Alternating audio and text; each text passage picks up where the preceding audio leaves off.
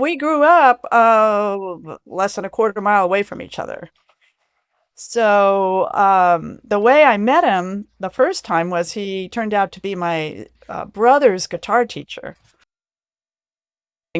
So that's how he ended up having music lessons at our house, and we ended up meeting, and it was truly love at first sight. Oh my gosh.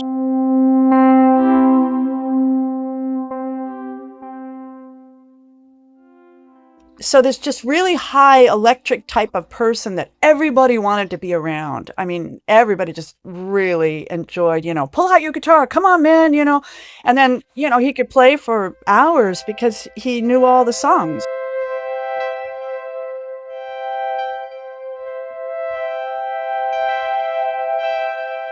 He knew all the words. I don't know how he did it. In fact, recently I looked it up.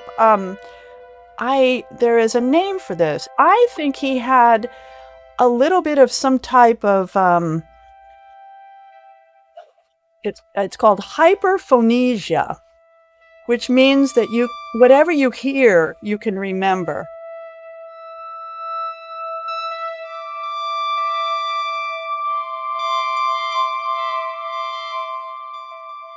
And I think he had that. I mean, it was never, I'm not an expert or anything, but this idea, I asked him one time, how do you remember all the words to all the songs? I don't get it. And he's like, he goes, when first of all, he said, the music was constantly playing in his head and it would drive him crazy sometimes. So he got into the habit of putting a transistor radio up to his ear at night when he fell asleep, and he would be listening to top 40 radio back in the day, the top 40. He found out that in the morning he could basically remember all the words to all the songs.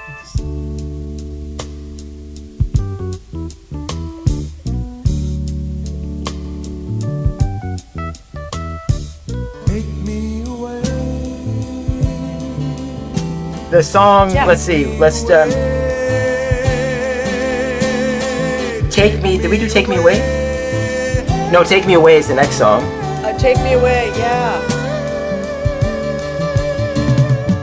Take Me Away is about, take me away, I want to get out of this, this place I'm in, a lot to do with the social environment that we were in, the Vietnam War, and, there was draft, everybody was getting drafted, and 50% of them weren't coming back, and it was a tough time.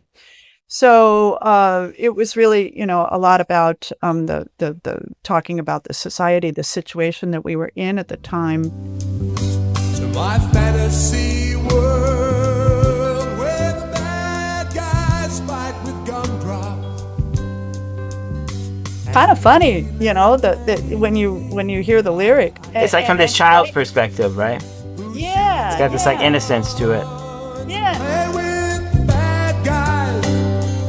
And quite unique, I think, in the symbolism. It's like, take me away to this place where they throw cream pies, at each other, and they shoot lemonade and the ice cream cops, So it's like he was always thinking about this utopic environment, full of love. I lost my mind.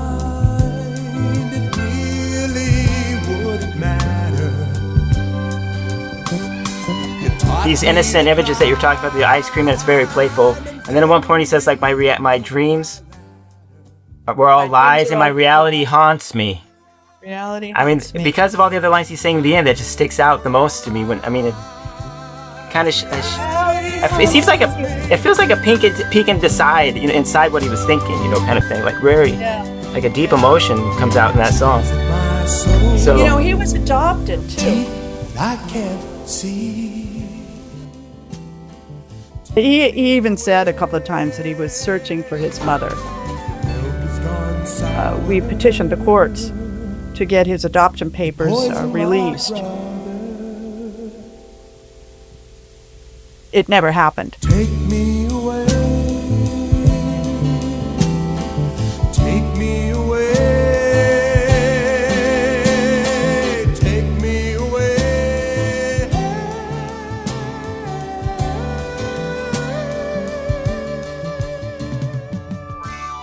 So there's a scene in the book where he has a dream about his mother, and he realizes it had been a recurring dream. It's like, oh my God, I've had this dream before. And, it's about seeing his mom. And apparently she was really beautiful.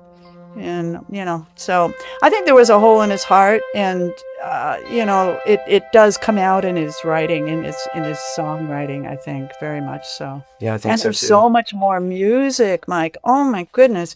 I mean, there are 4 albums streaming, not only the Freedom Quest album, but there's 3 other albums up there. And then I have all this other music that was never put up on streaming.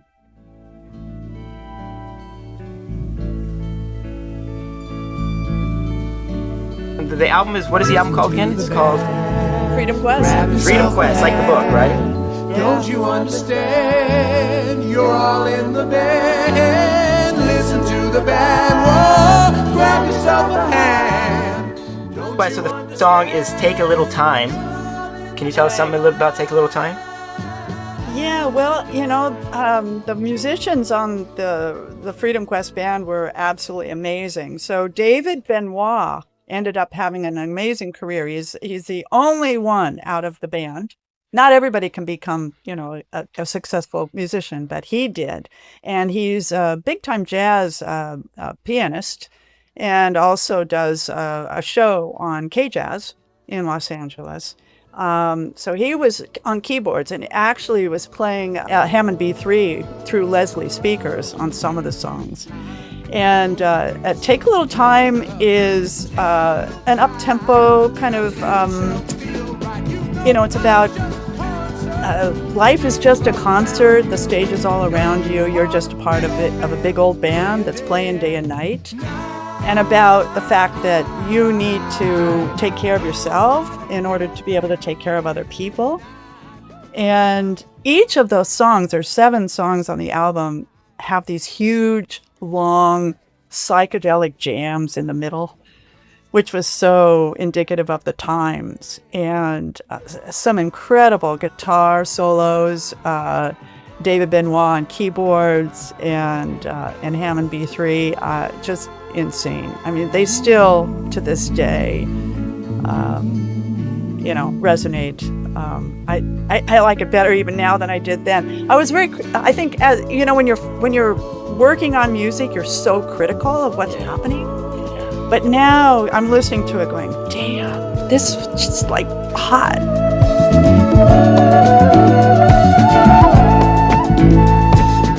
Musicianship is really unbelievable, right? Yeah. Yeah, unbelievable. And the drummer, Elvio Dida, who I can't find.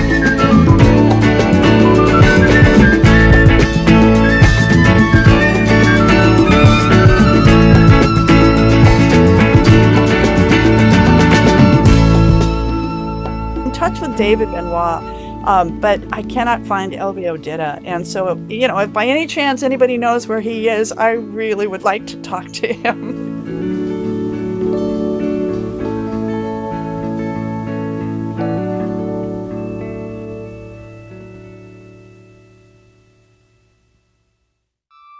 Craig Ingraham is really the protagonist, the main character of this book I just wrote called Freedom Quest.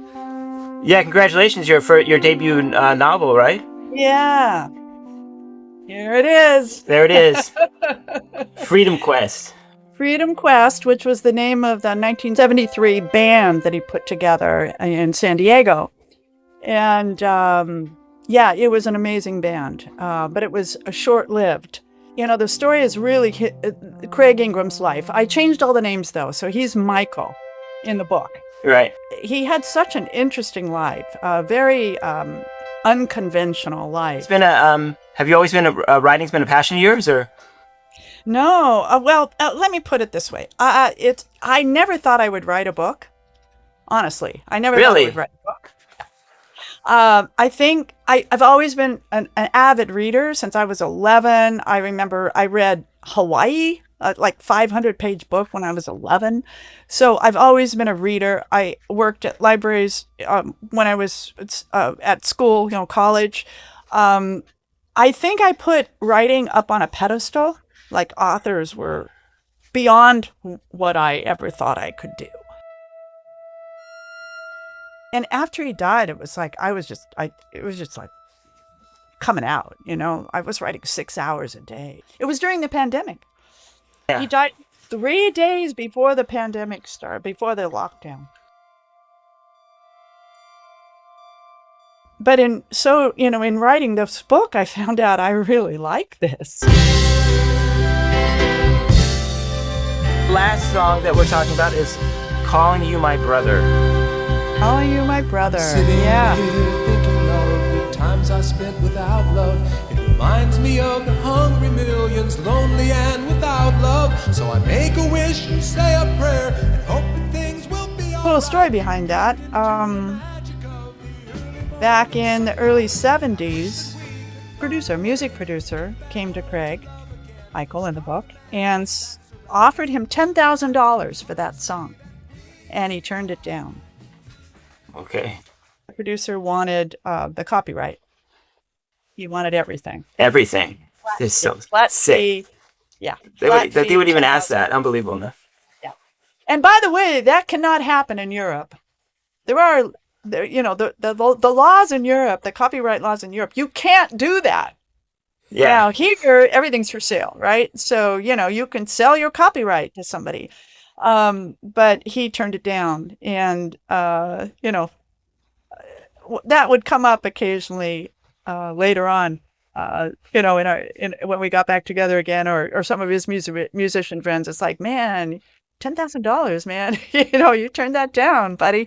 It's like, yeah, I mean, it was just one song. He had a lot of others, and he probably could have used the $10,000. Honestly, if it hadn't been for his family home and me coming back, I don't know where he would have ended up, honestly.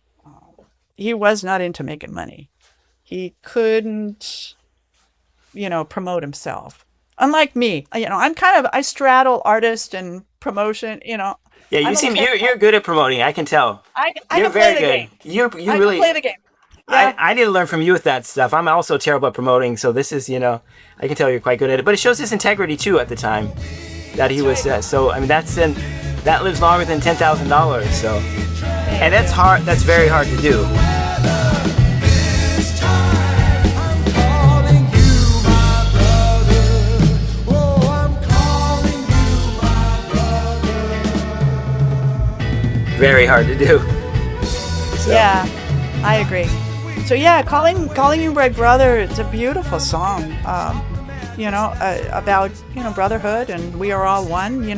There's he got a red thread from the Dalai Lama while he was in Hawaii before he joined the cult. The Dalai Lama came to the University of Hawaii, and Craig used to always say, "Oh, before the Dalai Lama was a rock star, there were only 30 people in a small classroom at the University of Hawaii back in early 80s." And so the Dalai Lama gave each of the people, the attendees, a red thread, which I still have, which is really beautiful. And actually on the back cover of the book is the red thread, the real one. That's in my bedroom. That was his Buddha, and the red thread is on there. And I took this picture recently, and I said, hey, the publisher, I said, hey, could you put this on the back of that cover, So, the red thread, we're all one.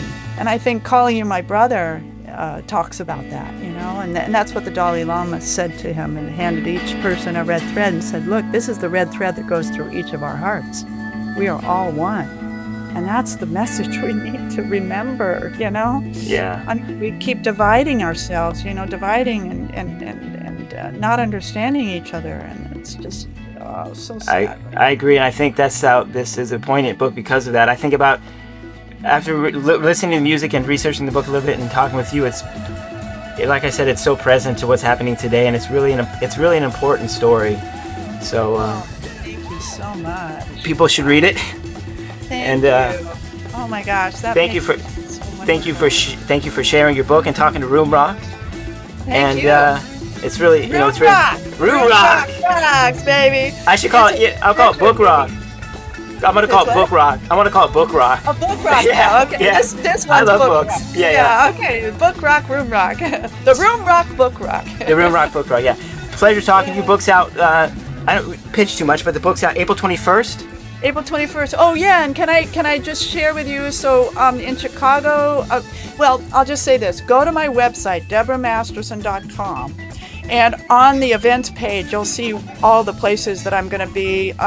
So we're having parties here in Chicago, in my local neighborhood. We're having a big party, live music. We're going to play some of the songs from FreedomQuest.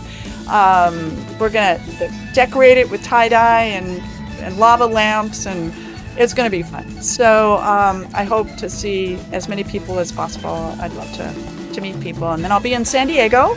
I'll be in San Diego in the old neighborhood where the band was rehearsing, where it first originated, and some of the Freedom Quest members are going to be there. So that's going to be a reunion. And then I'll be in Studio City in the San Fernando Valley where I grew up, and with friends and family. So I'm really excited.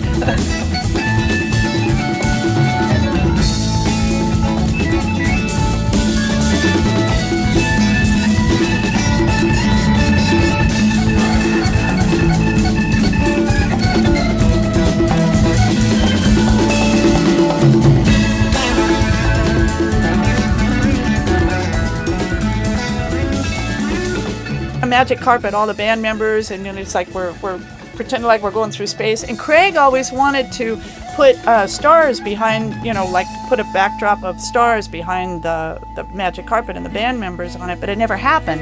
So I was like, I gotta do this, I gotta like just Photoshop it and do what he really wanted. Yeah.